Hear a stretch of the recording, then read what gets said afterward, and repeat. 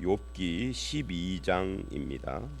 12장 1절부터 마지막 절까지입니다. 욥기 같은 이런 성경을 우리는 욥기, 잠언, 전도 이런 성경, 아가서도 그렇고요.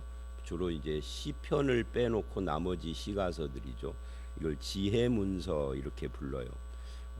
지혜문서라는 것에 대한 설명을 여러 가지로 할 수 있겠지만 쉽게 이야기를 하면 이해하기가 쉽지 않은 책이다는 뜻이죠.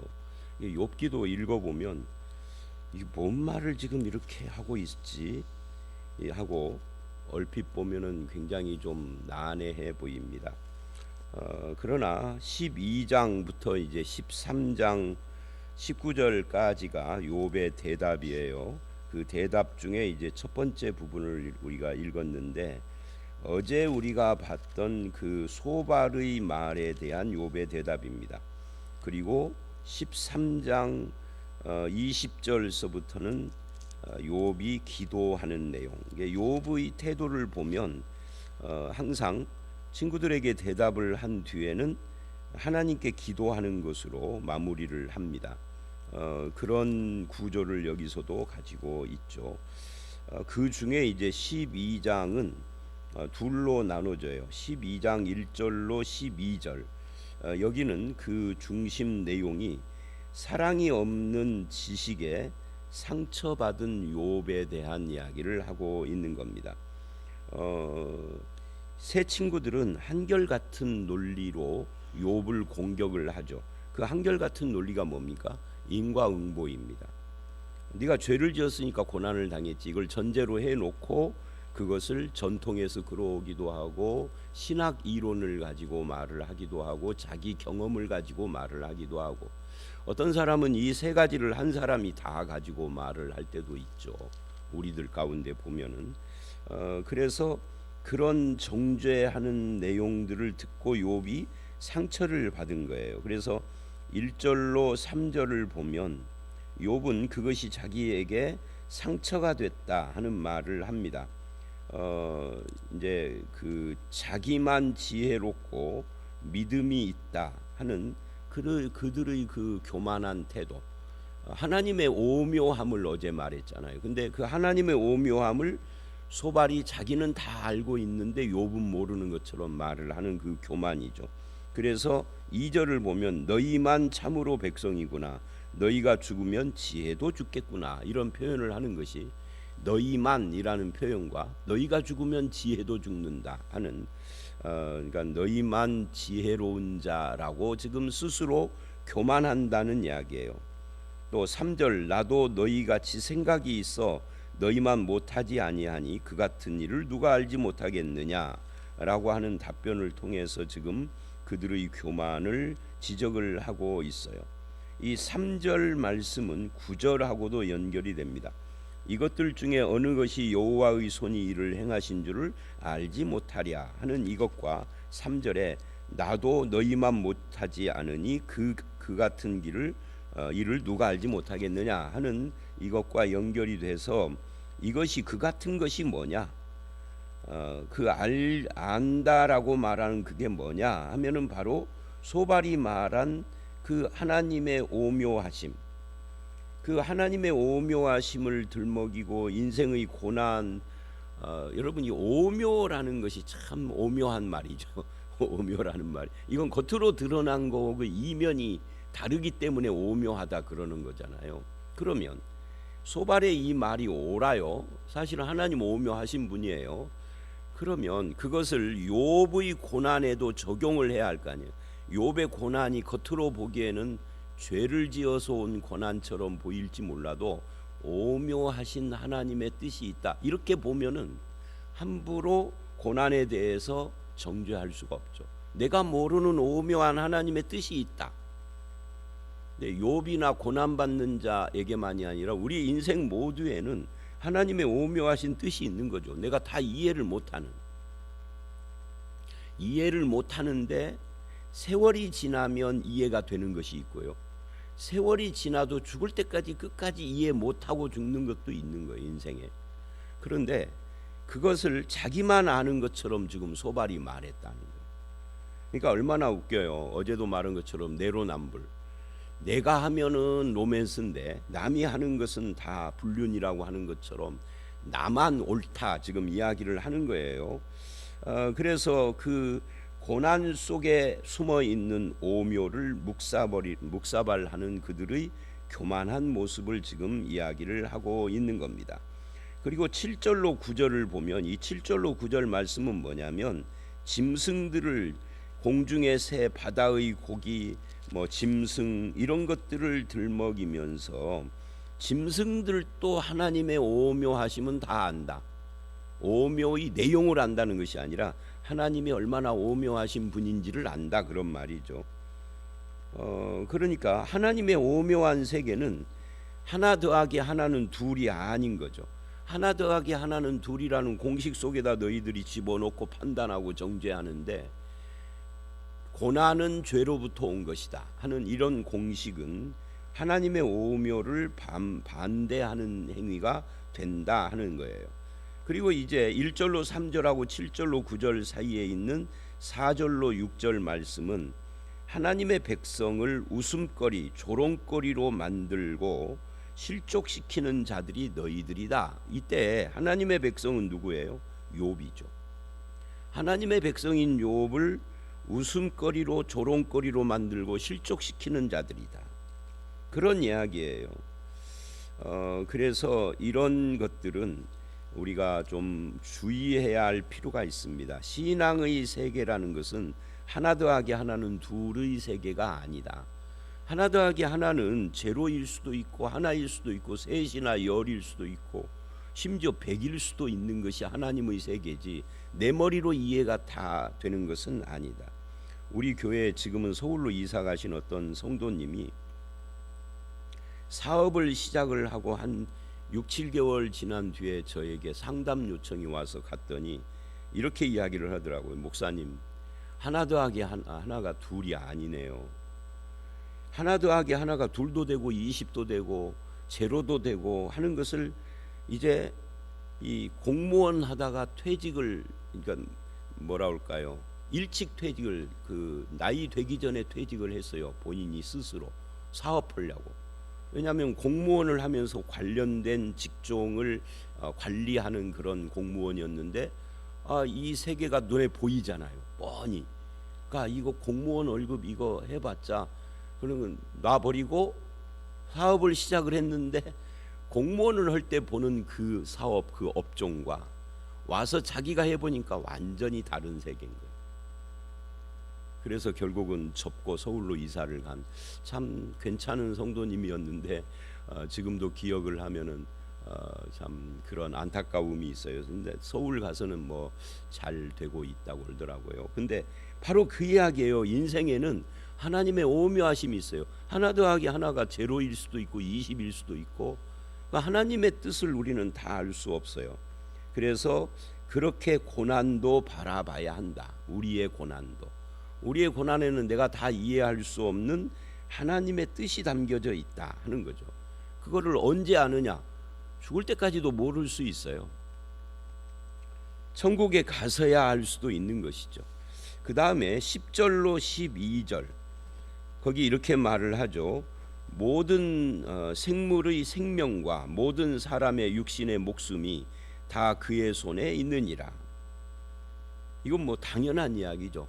삶과 죽음이 하나님의 손에 있다.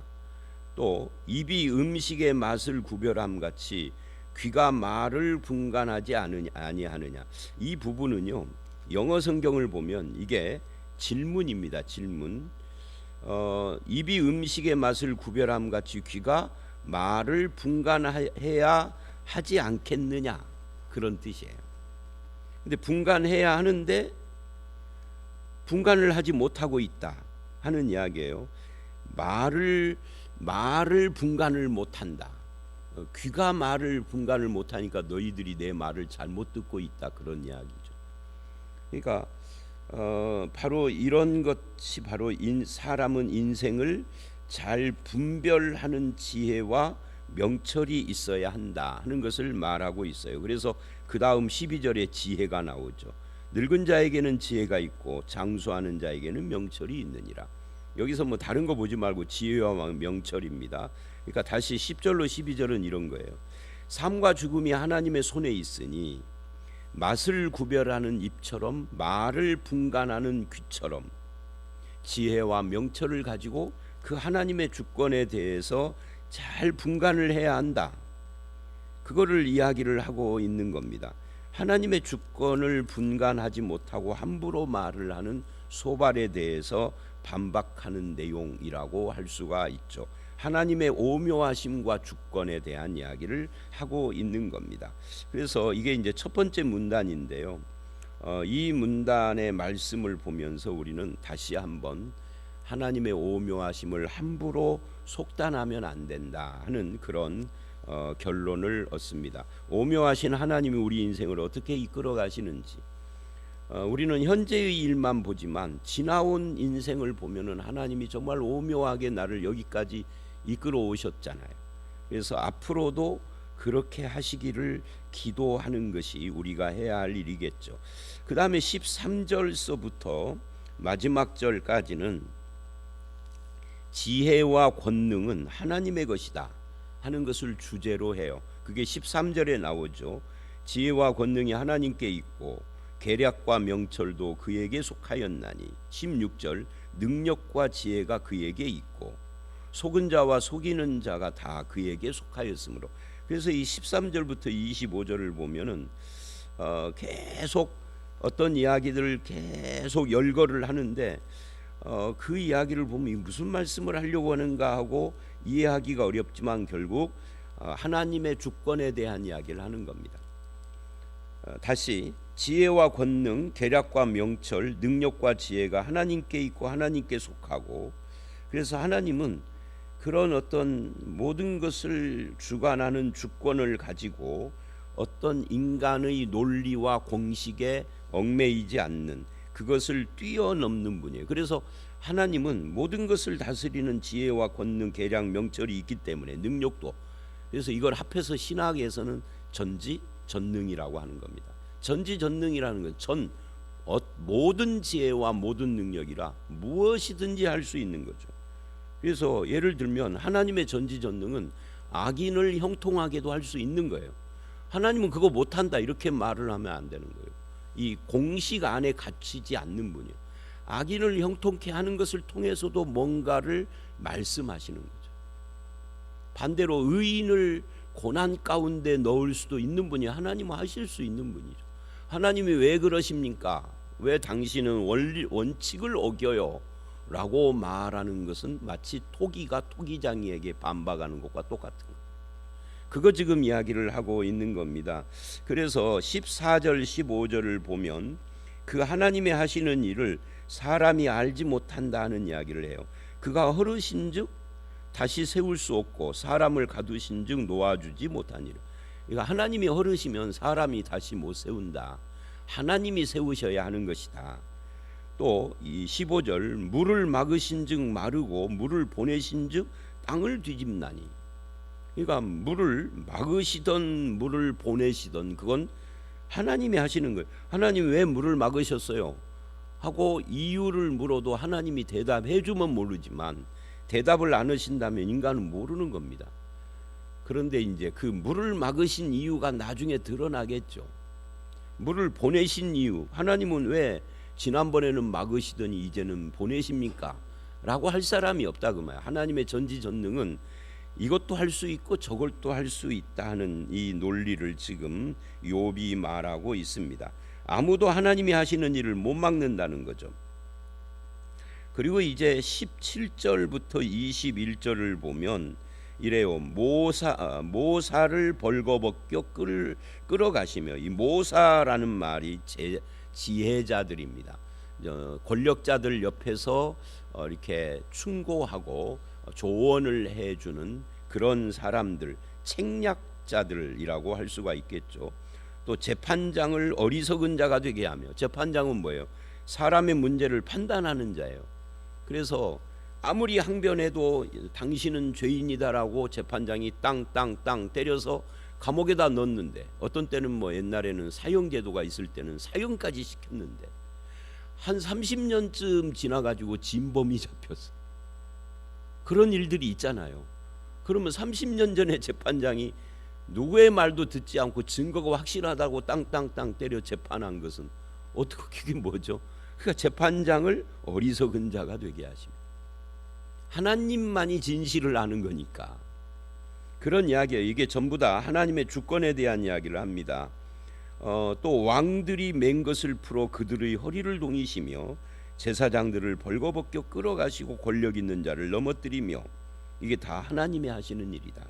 충성된 사람들의 말을 물리치고, 이게 참 거꾸로죠. 충성된 사람들의 말을 들어야 하는데 그들의 말을 물리쳐버리는 어리석은 왕들이 생기는 것도 그것도 하나님이 하시는 거예요. 충성된 자의 말을 물리쳐서 나라가 멸망하게 하는 건 하나님의 주권이 하는 일인 거죠. 만약에 모든 왕들이 충성되고 신실한 신하들의 말을 잘 들었다면 멸망하는 나라 없이 한 나라가 지금까지 몇천 년을 왔을 수 있지만 그런 나라가 없었죠. 그것도 하나님의 주권이다. 그러면 늙은 자들의 판단을 빼앗으시며, 이거 읽으니까 누가 생각납니까? 솔로몬의 아들 르호보암.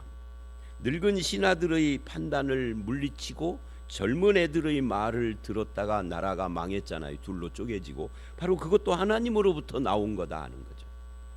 귀인들에게 멸시를 쏟고 강한 자의 띠를 푸시며, 다 하나님의 주권을 지금 이야기를 하고 있는 겁니다. 그래서 이 하나님이 하시는 이 주권적인 역사 앞에서 세상 모든 일들이 일어난다. 그 일어나는 하나님의 역사로 일어나는 일들은 선한 일만 있는 건 아니다. 그게 이제 22절로 25절 말씀이에요. 하나님이 하시는 일은 선한 일만 있나요? 결과적으로 선한 일이겠지만 때로는 우리 눈에는 악인이 잘 될 때도 있다 그 말. 또는 우리가 고통스러운 일이 있을 수도 있는 것이죠. 그래서 밝고 선한 일뿐만이 아니라 어두운 데서 일어나는 우리가 이해할 수 없는 은밀한 것까지도 하나님께서 드러내시고 나오게 하신다. 22절. 그래서 죽음의 그늘을 광명한 대로 나오게 하시며, 죽음도 어두움도 다 하나님께서 드러내시는 일들이다.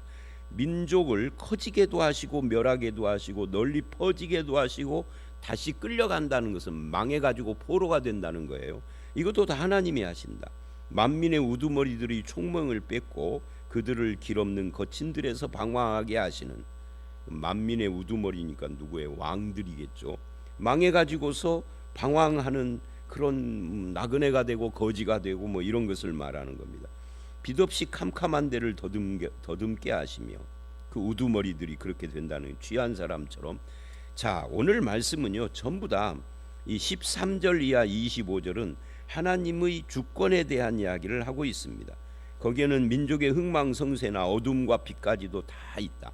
생명과 죽음까지도 다 하나님의 주권 속에 있다 하는 것을 말하고 있는 겁니다. 그럼 우리가 해야 할 일은 뭐냐? 그 하나님의 오묘하심과 주권을 믿고 의지하고 분별을 하는 것이죠. 아, 이건 하나님의 주권에 속한 거다. 오묘하신 하나님의 지혜에 속한 거다. 그러니 하나님을 믿고 의지해야 되겠다라고 하는 겁니다. 그래서 욥의 신앙에서 가장 빛나는 부분이 바로 이 부분이에요. 어떤 경우에도 지금 욥이 엄청난 고난을 겪고 거기에다 친구들까지 와가지고 막 정죄하는 그런 상황 속에서도 하나님께 불평을 하면서도 끝까지 하나님을 붙드는 겁니다. 하나님의 주권, 그 손 안에 있기를 원하는 겁니다. 이게 신자입니다. 지혜와 권능도 하나님께 있다 그러면서 내가 다 이해를 못해도 지혜의 하나님을 믿는 거죠. 고난도 하나님이 주시는 것이다. 근데 그 왜 주시는지 그건 난 모르지만 하나님의 손 안에 있는 거야. 이거를 믿는 거죠. 그리고 끝까지 하나님을 의지하고 하나님께 기도하고 그렇게 하는. 그래서 이제 예수님 같은 경우에도 십자가의 고난, 십자가에 예수님이 달린 고난은 욥의 고난하고 비교할 수가 없죠. 그런 고난인데도 예수님께서 뭐라고 그래요? 엘리 라마 사박다니, 나의 하나님 어찌하여 나를 버리시나이까 하는데도 끝까지 내 영혼을 아버지 손에 부탁하나이다 하고 하나님을 의지하는 그런 거죠.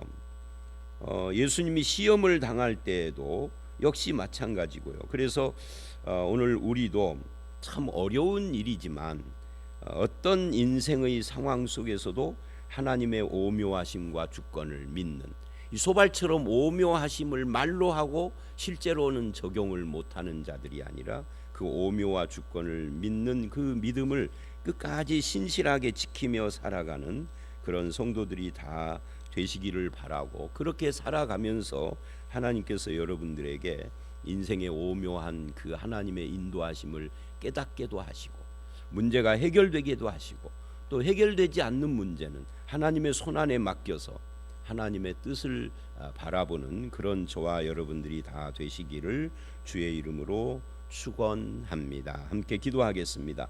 하나님, 오묘한 하나님의 지혜를 가지고 인과응보에 대입을 해서 고난받는 욥을 정죄하여 상처를 입힌 그런 소발이나 친구들을 대항해서 하나님의 오묘하심은 우리 인간이 다 알 수 없는 그런 하나님께 속한 것이다 하는 것을 욥은 고백하는 것을 봅니다. 오늘 우리도 하나님의 오묘하심을 인정하게 하시고 하나님의 주권 속에서 우리의 인생을 정말 지혜롭게 오묘하게 여기까지 인도해 주셨을 뿐 아니라 앞으로 우리의 남은 인생도 그렇게 주의 손 안에서 나를 인도해 가실 것을 믿습니다. 지금 우리가 당하는 현실 속에서 그런 전능하신 하나님의 지혜를 의지하고 믿고 소망을 하나님께 두며 욥처럼 흔들리지 않는 믿음으로 하나님을 바라보는 저희 모두가 되게 하여 주시옵소서. 특별히 아버지 하나님, 오늘은 수학 능력 시험을 보는 날입니다.